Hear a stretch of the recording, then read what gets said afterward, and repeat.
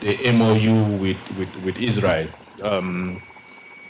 So the Deputy Minister of Foreign Affairs for Israel was here, and we had an MOU. Probably some of you are already aware that we have had a long history with Israel, and we already have ongoing programs for capacity building. One is in the field of training our agriculturalists. So we have been taking badges for the last few years. Badges have gone there, and they have done their studies and graduated. So what we wanted to do was to raise these into a different level. And I think it has already been mentioned that we want to cooperate with other countries on issues of mutual concern, especially in the international forum. So that's one of the things that was signed and as part of the MOU and others: capacity building, cooperation in terms of investment, and then mineral exploitation and so on.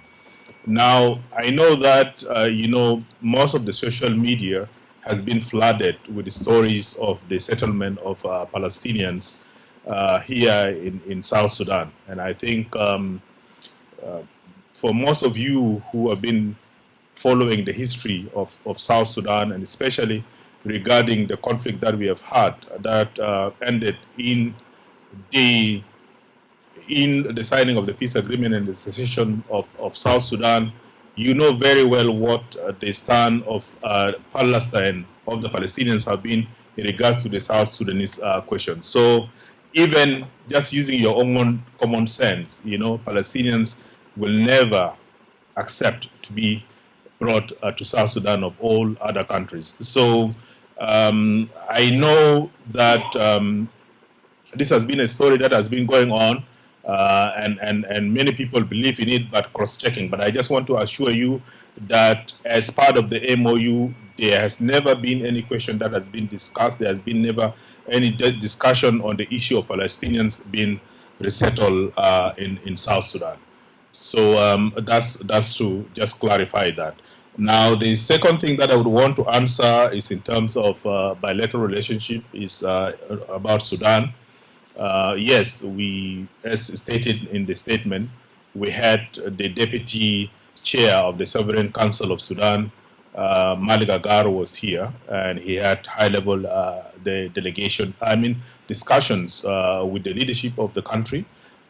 Those discussions are actually focused on peace and security, and especially across our borders. And the discussions also, focus on other areas of mutual concern as our bilateral engagement. As it has been mentioned, we want to continue to engage our neighbors. So that is in the framework that we engage Sudan, and Malik Agar was here. As to the investigation of the killings of South Sudanese in Sudan, and what is the outcome, so far the relevant institutions are working with the government of Sudan to find the final report. And of course, when we get that report, then the media and the public and South Sudanese, especially the relatives of those who perish in all these unfortunate incidences, will be informed accordingly. But as of now, this has not been the subject of discussion during the visit of Malik Agar when he visited South Sudan. Thank you.